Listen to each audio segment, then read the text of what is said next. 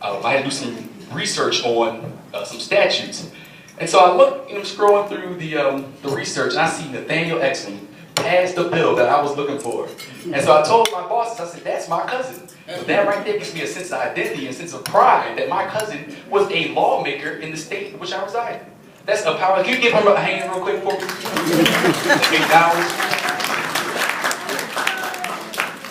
I also thought about Uncle Bob, Dr. Andrew Best, and his contributions to Eastern Carolina University. Dr. Bob, as you know, helped found the medical school at ECU. This is a black man who was born around the Depression era, was raised even during the most tumultuous times of the civil rights movement, and he had enough stick-to-itiveness and fortuity to start and help start a medical school at ECU. And we should be proud of that. So preserving that history is vital to our sense of identity. What we have to do is not just say that was a good thing, but pass it on. We need to go to his memorial. Take your kids to the memorial. Take your grandkids to the memorial. So they can see this is what your family has contributed to the world. It's a very powerful thing. Let's go to the second is community. Now, humans are social beings. Nobody likes to be alone. I don't care how many loners we have in here. You don't want to be by yourself. People get depressed and they stay at home. They say, I want nobody to call me. And they say, why didn't he call me? We are social beings. We need each other. And having a family is just God's natural way of placing this community around you. So it's important that we kind of revere and kind of appreciate the importance of the community that families provide for us. Especially in this family, when we have the family reunion, what we're doing is reconnecting. We're celebrating our accomplishments. We're acknowledging those who've gone before us because we want to establish this sense of community with the traditions, the practices, and the history that we have developed as a family. So it's very important that we understand that the family is vital to our sense of community and our sense of community in the placement of the world.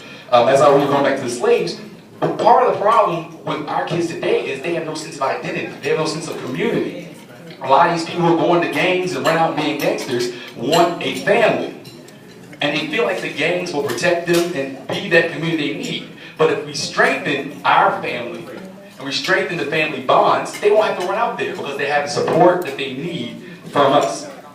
And that leads me to my third point for the importance of family. Family provides support. And I looked at it like this. Family members are supposed to contribute their talents, their gifts, and opportunities they have for the benefit of the family. So if you have a skill, a talent, if you have a gift, and if there's a void there, as part of family, as part of being a family, we support, we fill in. We don't let people just, walk out in the street. I'm not going to see you out in the street because you're my family and I love you. Amen? Amen. Y'all going to see me out in the street? I need to hear somebody. But we protect each other, we support each other, we make sure that each other has. If somebody goes without, we have to fill in the gap. That's part of being a family. That's the importance of family. I'll give you an example from my cousin Billy over here. Every time I would see him when I was a younger kid, he would always give me $5. Always. Every time I was he'd come. One time Bill preaching, he preached at my dad's church. He walks down the aisle, he's preaching, he said, he gives me $5. And what I didn't understand until now was he was sowing into my future. He was just saying, I'm proud of you, I see what you're doing, I see how you're growing up, let me contribute. So that's part of the support that family provides. It wasn't $100, but the $5 for little kids is a lot of money. But it's not just that, it's I'm thinking about you, I care about you. So that was very important. Also, we have a cousin in New York, he's not here, but he sells hats and he sells clothing. Well, part of us supporting him is supporting the business, promoting his business, putting it out there. This is our family member who's undertook to engage in commerce. So what we have to do is support him. Send your people who need clothes to our cousin. And if you friend me on Facebook, I'll send you to our cousin who makes hats and clothes. So all of this, the identity, the support, and the community are the vital principles of family and what we should seek to derive from our family ties and from our family bonds. How do we preserve the family?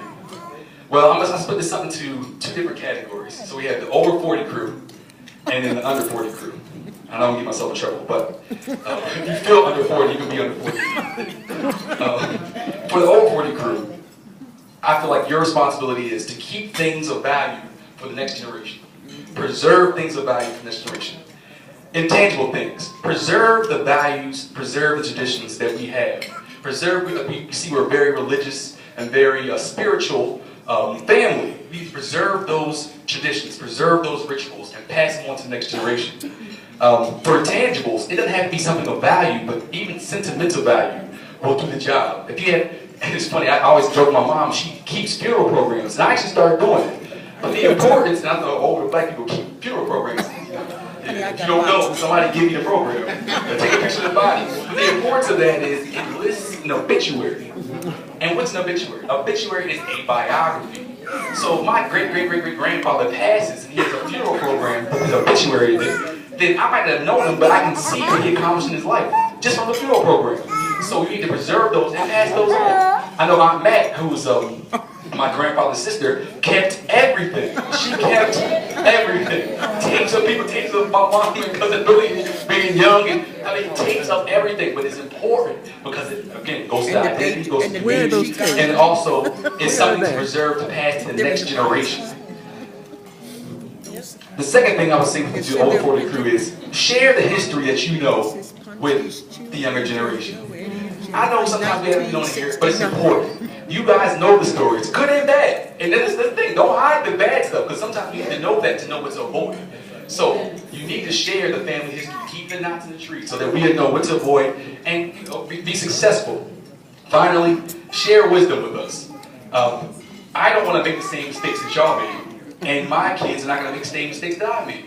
Why? Because we are constantly building off the foundation of the generation before us, and if we share wisdom and we accept the wisdom that we're given, then we have the opportunity to bypass pitfalls that other people have gone through.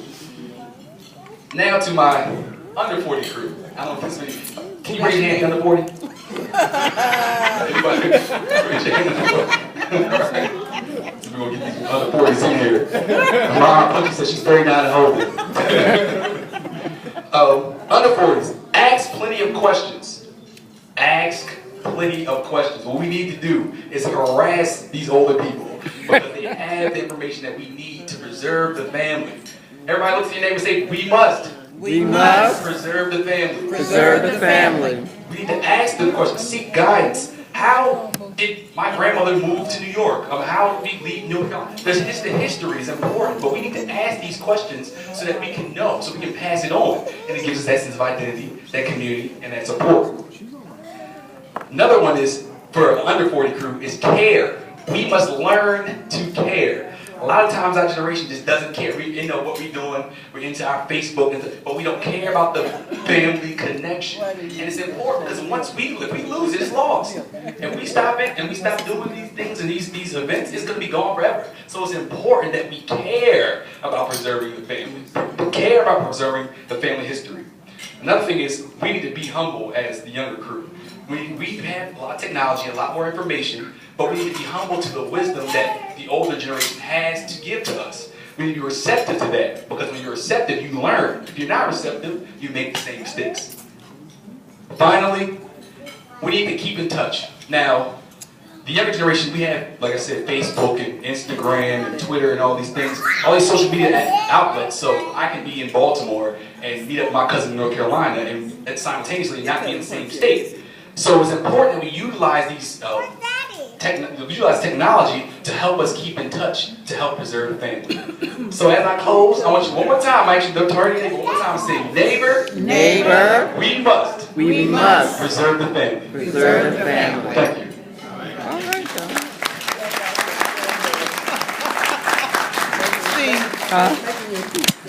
She said he's like my daddy.